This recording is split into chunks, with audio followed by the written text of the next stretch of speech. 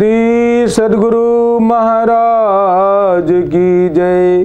श्री सद्गुरु महाराज की जय। श्री सद्गुरु महाराज की जय। अब हम लोग श्रवण करते हैं संत शाही ज्ञान सागर से। तुलसी भलो सुसंगतें। उपस्थित धर्म प्रेमी महानुभावों, माताओं एवं बहनों, संगति के प्रभाव का उल्लेख करते हुए गोस्वामी तुलसीदास जी ने अपनी दोहाबली में कहा है, तुलसी भलो सुसंगतें, पोच कुसंगति सोई, नाऊ किन्नरी तिरसी, लो बिलो कहू लोई। गुरु संगति गुरु हई सो, लघु संगति लघु नाम, चार पदार्थ में गने, नरक द्वार हु काम। राम कृपा तुलसी सुलभ, गंग सुसंग समान, जो जल पड़े जो जन मिले, कीजय आपू समान। अच्छी संगति में पड़ा हुआ आदमी अच्छा, और कुसंगति में पड़कर आदमी खराब हो जाता है। नाव में लगकर लोहा सबको पार उतारने में सहायक होता है, और सितार की सुसंगति में पड़कर लोगों को मधुर संगीत सुनता है। वही लोहा तीर और तलवार की कुसंगति से लोगों को का प्राण घातक बनता है। यह सुसंग और कुसंग का प्रभाव है। बड़े के संग में लोग बड़ाई पाते हैं, और छोटे के संग में अपकीर्ति। जैसे लोगों का संग करेंगे वैसा रंग लगेगा। यह स्वाभाविक बात है। किसी जंगल में एक सिंहनी रहती थी। उसने एक दिन सियार के एक अनाथ बच्चे को देखा। उसे देखकर हृदय में करुणा आ गई। वह उसे अपनी मांद में ले आई और उसका लालन पालन करने लगी। लेकिन उसके मन में यह शंका उत्पन्न हुई कि हो सकता है सयाने होने पर मेरे बच्चे इस अनाथ सियार पुत्र को खा जाएं। इसी भय के कारण उसने अपने बच्चों से कहा, देखो पुत्रों, यह तुम्हारा भाई है। कोई भी काम इसकी अनुमति के बिना न करना। सदा इसके अज्ञानुवर्ती बने रहना, परस्पर हिल मिल कर रहना, और कभी इसके प्रति हृदय में वैर भाव न लाना। बच्चों ने माता को इसके आदेश के अनुरूप ही सियार पुत्र के प्रति बर्ताव करने का आश्वासन दिया। बच्चों के आश्वासन से माता आश्वस्त और निश्चिंत हो गई। कुछ दिन व्यतीत होने पर सिंहनी शावक सयाने हो गए। एक दिन की बात है, सिंहनी शिकार की तलाश में अपनी मांद से दूर कहीं अन्यत्र चली गई थी। इसी बीच सिंहनी शावकों ने अपनी मांद के पास एक मस्त हाथी को विचरते हुए देखा। पूर्व के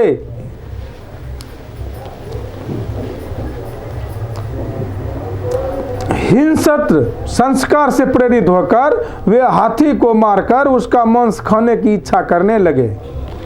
अपने शिकार को देखकर उनकी प्रसन्नता का ठिकाना न रहा।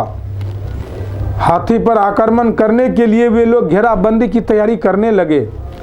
तत्क्षण उन्हें माता की बात याद आई। बड़े भाई की अनुमति लिए बिना कोई काम न करना। उन लोगों ने आक्रमण के लिए सियार से अनुमति चाहिए।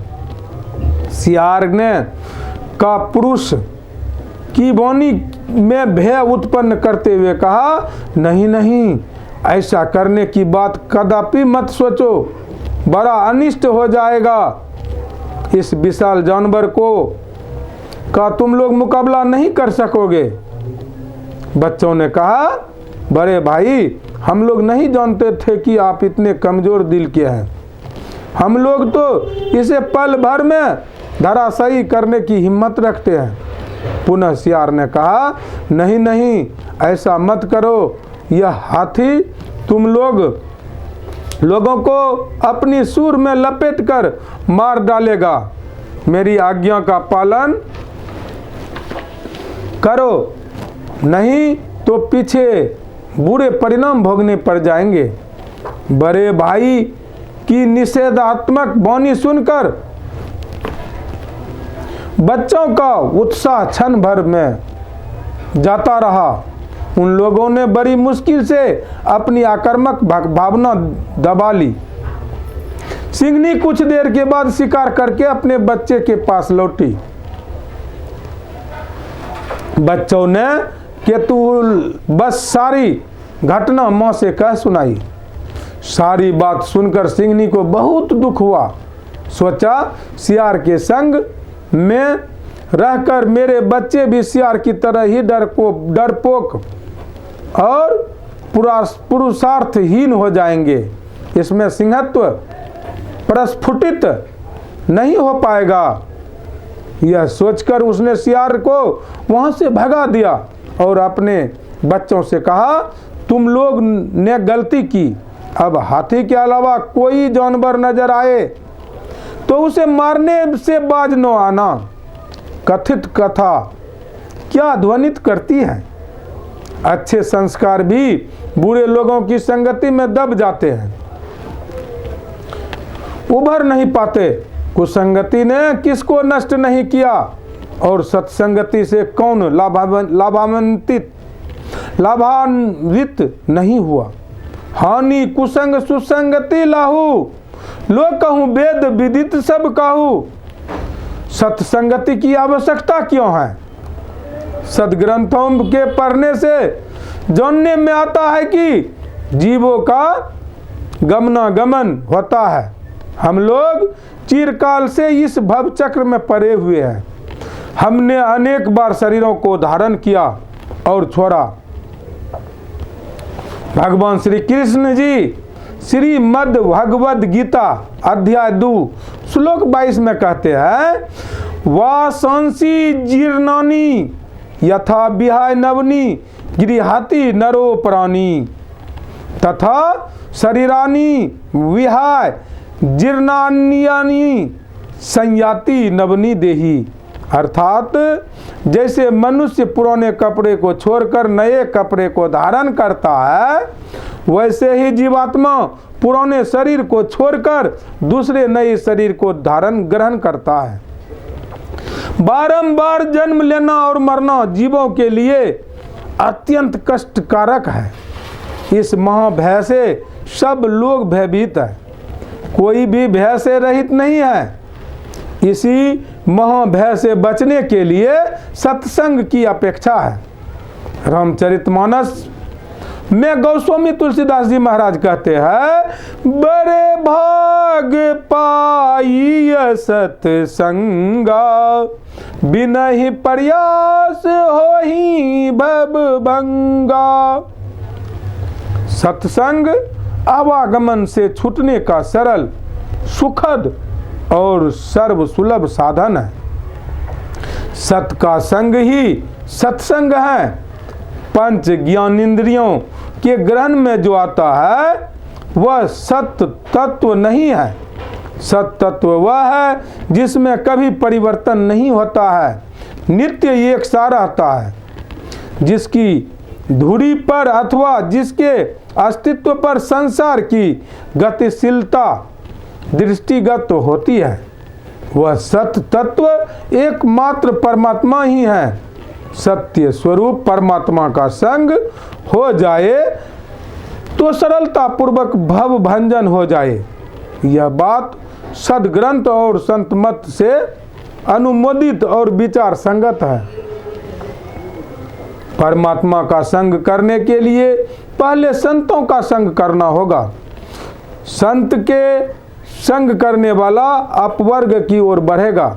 संत वे ही है जिन्होंने शांति स्वरूप परमात्मा को प्राप्त कर लिया है। रामचरितमानस के उत्तर कांड में भगवान श्री राम भरत जी से संतों के लक्षण इस तरह बतला रहे हैं। विषय अलंपटशील गुणाकर, पर दुख सुख देखे पर सम अभूतरिपु विमद विरागी, लोभा मरस हरस भय त्यागी। कोमल चित्त दिन पर दाया, मन बच करम मम भगति अमाया। सब ही मौन प्रद आपू अमानी, भरत प्राण सम मम तेई प्राणी। विगत काम मम नाम परायण, शांति विरति विनति मुदितायन। शीतलता सरलता गमयत्री, द्विज पद प्रीति धर्म जनयत्री। ये सब लक्षण बसही जासुबुर, जौने हूँ तात संत संततपुर। समदम नियम नीति नहीं डोलही, पुरुष वचन कबहू नहीं बोलही। निंदा स्तुति उभय सम, ममता मम पद कंज।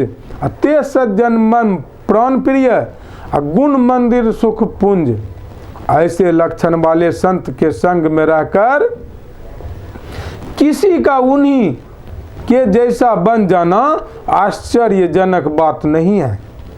संत सुंदरदास जी कहते हैं, प्रीति प्रचंड लगे पर ब्रह्म ही, और सब कुछ लागत फीको। शुद्ध हृदय मन होई सुनिर्मल, द्वैत प्रभाव मिटे सब जी को। गोष्ठी रू ज्ञान अनंत चले जहाँ, सुंदर जैसे प्रभाव नदी को। ताहि ते जानी करो, निशी वासर साधु को संग सदा अति निको। संतों की संगति की बड़ी महिमा है, पर है यह दुर्लभ। तात मिले पुनिमात मिले, सुत भात भ्रात मिले युवती सुखदाई। राज मिले गजबाज मिले, सब साज मिले मन वांछित पाई। लोक मिले सुरलोक मिले, विधि लोक मिले बैकुंठ जाई।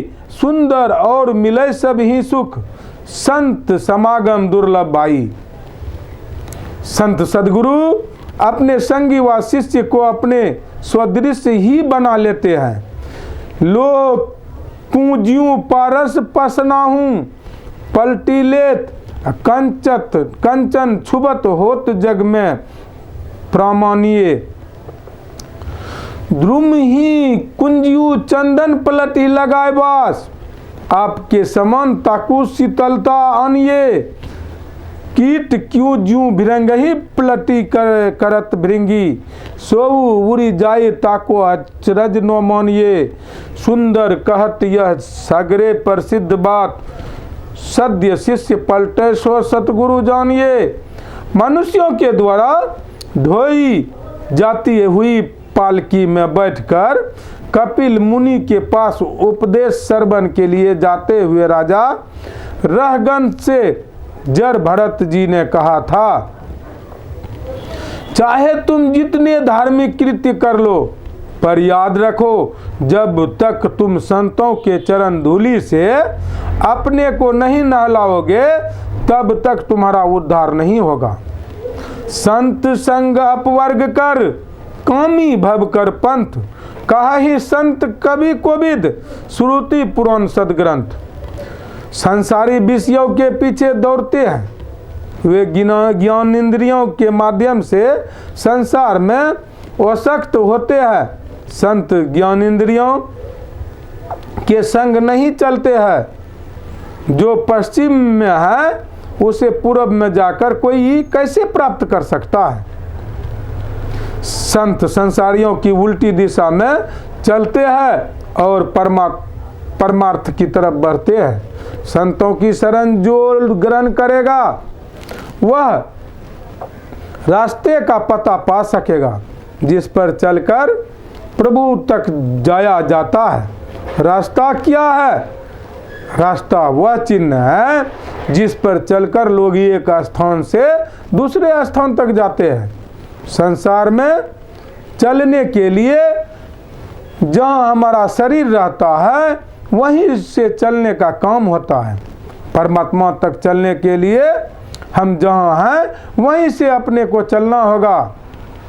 प्रभु के रास्ते पर शरीर नहीं चलेगा, चेतन आत्मा चलेगी। शरीर में हम कहाँ हैं? जहाँ पिंड और ब्रह्मांड का मिलन बिंदु है। आँख से नीचे पिंड और ऊपर ब्रह्मांड है। आँख के नीचे रहना विशेष विज्ञान और स्थूल संसार में रहना है। आँख से ऊपर चलना विशेष ज्ञान और परमार्थ की दशा में चलना है, दिशा में चलना है। सब जानते हैं कि यह मस्तिष्क रूप ब्रह्मांड ज्ञान का अक्षय भंडार है। जागृत में जीवात्मा का बसा आँख में होता है।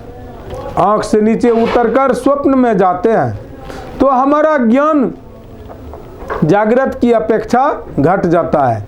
हृदय में चले जाने पर पूरी अज्ञानता में चले जाते हैं। हृदय से ऊपर उठ